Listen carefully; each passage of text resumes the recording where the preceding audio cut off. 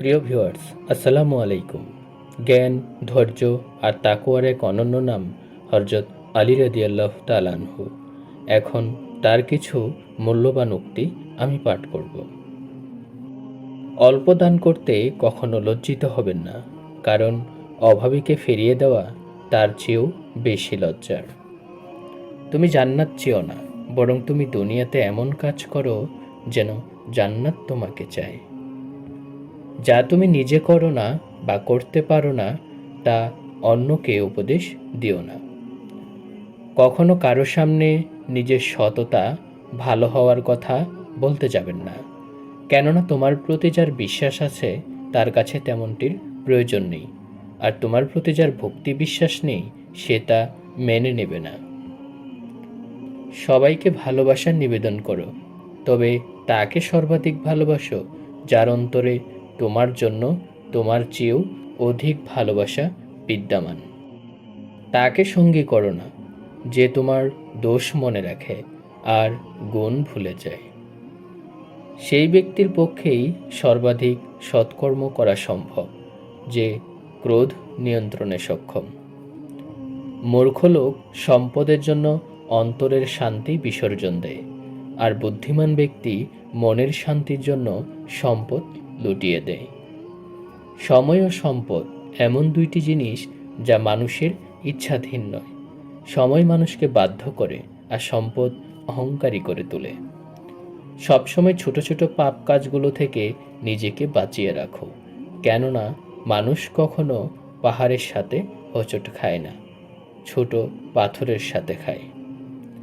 তোমার নিজের আচরণ যদি পরীক্ষার সম্মুখীন হয়, তবে অন্যর নিকট তুমি যে কোনো অবস্থাতে জনপ্রিয় থাকতে পারবে না। কল্যাণ তো সে ব্যক্তির জন্য যে নিজের পাপকে স্মরণ করে অন্যদের পাপের দিকে অঙ্গুলি তুলতে বিরত থাকে। যেসব অপকর্ম তোমরা গোপনে করো সেগুলোকে ভয় করো, কেননা সেসব অপকর্মের সাক্ষী বিচারক আল্লাহ স্বয়ং নিজেই। নিচু লোকের প্রধান হাতিয়ার হচ্ছে অশ্লীল গালিগালাজ করা। সত্যবাদী লোকেরা তিনটি জিনিস লাভ করে: অন্যদের আস্থা, ভালোবাসা ও সম্মান।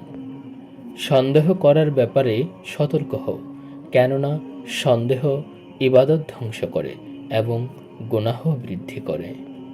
প্রয়োজনের সময় মুখ না খোলা এবং অপ্রয়োজনে কথা বলা সমান দোষের কাজ।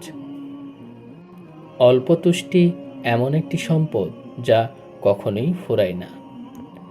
যে তোমার উপদেশ শুনতে চায় তাকে ছাড়া আর কাউকে উপদেশ দিও না, কেননা অন্যদের কাছে তোমার উপদেশ মূল্যহীন।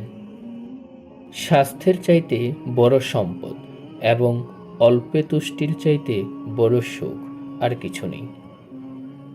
আমল করার চেয়ে আমলকে কবুলের চিন্তা বেশি করো, কেননা পরহেজকারিতার সাথে অল্প আমলও কবুল হয়, আর কবুল হওয়া আমল কিভাবে সামান্য হয়। তো ভিউয়ার্স, আলী রাদিয়াল্লাহু তাআলা আনহু এর উক্তিগুলো আপনার কেমন লাগলো তা অবশ্যই কমেন্ট করে জানাবেন। সত্যি বলতে এই কথাগুলো আপনার ভালো লাগুক আর না লাগুক, আমি ভালোভাবে উপস্থাপন করতে পারি আর না পারি, কথাগুলো সব সময়ের জন্যই সত্য ও সুন্দর। তবে যাই হোক, আমরা যেন এই সত্য ও সুন্দর কথাগুলো নিজের জীবনে প্রয়োগ করতে পারি এবং আমাদের প্রিয়জন ও বন্ধুবান্ধবদের মাঝে ছড়িয়ে দিতে পারি ইনশাআল্লাহ।